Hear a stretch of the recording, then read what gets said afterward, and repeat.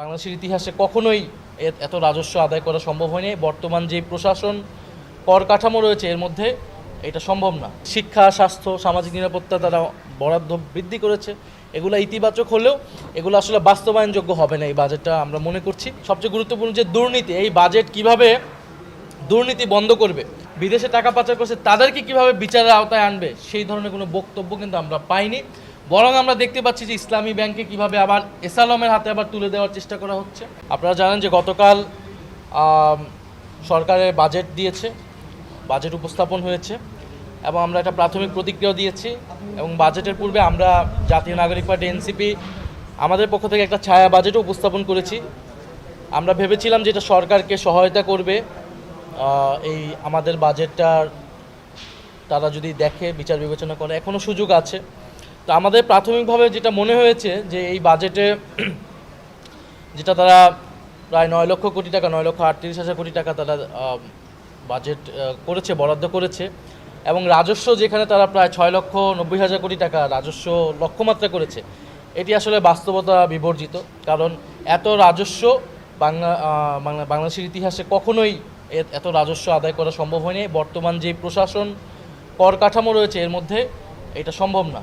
আপনারা যদি এইবারও দেখেন, এই যে লাস্ট যে বাজেট, সেখানেও কিন্তু 3 লক্ষর কিছুটা বেশি রাজস্ব আদায় হয়েছে। ফলে এক বছরের মাথায় সেটা দ্বিগুণ রাজস্ব তারা আদায় করতে পারবে, এটা আসলে সম্ভব নয়। ফলে সরকারের এই বাজেটটা আমরা মনে করতেছি এটা উচ্চাভিলাষী এবং এই বাজেট আসলে অর্থনৈতিক যে মৌলিক সংস্কার, যেটা আমরা আশা করেছিলাম যে রাজনৈতিক সংস্কারের পরবর্তীতে অর্থনৈতিক সংস্কারটা আসবে, সেই অর্থনৈতিক সংস্কারটা কিন্তু এই বাজেটের মাধ্যমে সম্ভব হবে না।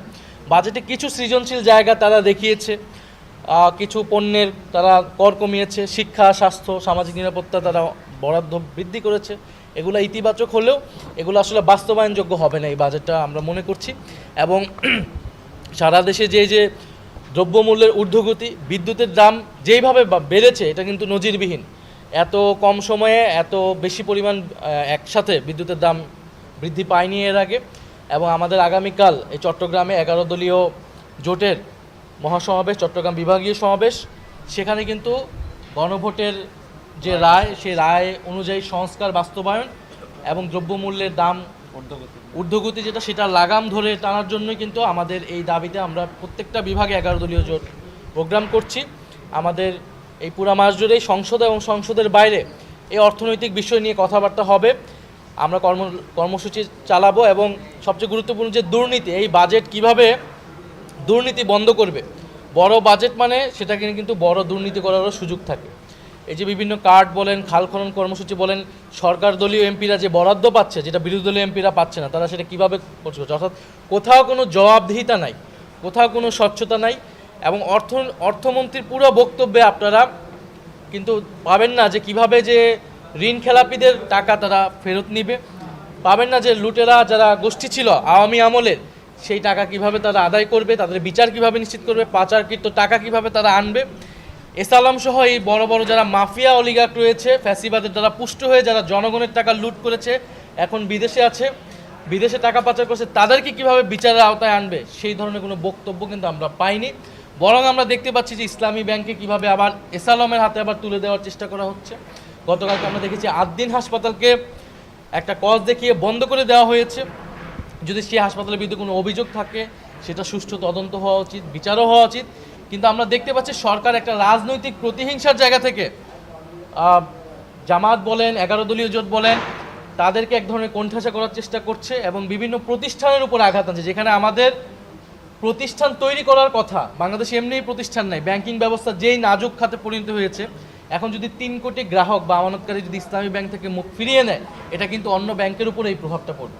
ফলে এই সামগ্রিক ভঙ্গুর অর্থনীতিকে দিশা দেখানোর মতো কোনো বাজেট এটা হয়নি। ফলে সেই জায়গা থেকে আমাদের এই সমালোচনাগুলো থাকবে। একই সাথে আমরা শুধু সমালোচনাই করছি না, আমরা কিন্তু প্রস্তাবনাও দিচ্ছি।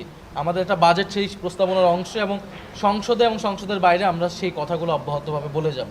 এবং আগামীকাল সমাবেশ সফল হবে। 11 দলীয় জোটে যারা চট্টগ্রাম বিভাগীয়, যারা এনসিপি সহ সকল দলের নেতাকর্মীরা সবাই সম্মিলিতভাবে উপস্থিত হবে এবং আমরা আশা করব সরকার আমাদের কথাগুলো শুনবে এবং দ্রুত জুলাই মাসও আসতেছে, যে জুলাই সনদ অনুযায়ী যে সংস্কার এবং গণভোটের রায় অনুযায়ী যে সংস্কার, সেই সংস্কারগুলো যাতে সরকার অবিলম্বে বাস্তবায়ন করে।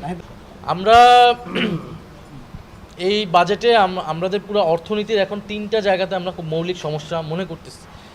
একটা হচ্ছে ব্যাংকিং খাত, ফলে ব্যাংকিং খাতে যে নাজুক অবস্থা, সেখান থেকে কিভাবে আমরা উত্তরণটা করতে পারি। দ্বিতীয় হচ্ছে আমাদের জ্বালানি বিদ্যুৎ খাত, কারণ বিদ্যুতের যেই অসম চুক্তিগুলো হয়েছে, এগুলো নিয়ে কিন্তু অর্থমন্ত্রীর বক্তব্যে আপনারা কিছু পাবেন না। উনি যদিও বলেছে ক্যাপাসিটি চার্জের কথা, কিন্তু সেখান থেকে উত্তরণের কথা উনি বলেননি। আর তৃতীয় হচ্ছে কর্মসংস্থান, তরুণদের জন্য কর্মসংস্থান, জব ক্রিয়েশন কিভাবে হবে। আপনি দেখেন যে এই বাজেটটা যেহেতু একটা ঘাটতি হবে প্রচুর পরিমাণে, ফলে এই ঘাটতি পূরণ করতে হলে সরকারকে ঋণ নিতে হবে বিদেশ থেকে এবং দেশীয় ব্যাংক থেকে। দেশের ব্যাংক থেকে যদি সরকারি ঋণ নেয় এত পরিমাণে, তাহলে বেসরকারি খাতে ঋণ কমে যাবে। বেসরকারি খাতে ঋণ যদি কমে যায়, বিনিয়োগ কমে যাবে এবং কর্মসংস্থান কিন্তু সংকুচিত হবে। ফলে তরুণদের কর্মসংস্থান এবং এই যে ব্যাংকিং খাতের যে লুটপাট, নাজুক অবস্থা থেকে কীভাবে উত্তরণ, এইটা আমরা মনে করি এই বাজেটে আসলে অনুপস্থিত রয়েছে। এবং আমরা যেহেতু চট্টগ্রামে এসেছি, চট্টগ্রামের কথা আমরা বলতে চাই যে চট্টগ্রামে যে আপনারা দেখছেন যে বৃষ্টি হচ্ছে, চট্টগ্রামের জলাবদ্ধতা অত্যন্ত একটা গুরুত্বপূর্ণ সমস্যা। একটু বৃষ্টি হলেই পুরো চট্টগ্রাম শহর জলাবদ্ধতা হয় এবং এইখানকার নগরবাসী একটা ভোগান্তিতে পড়ে।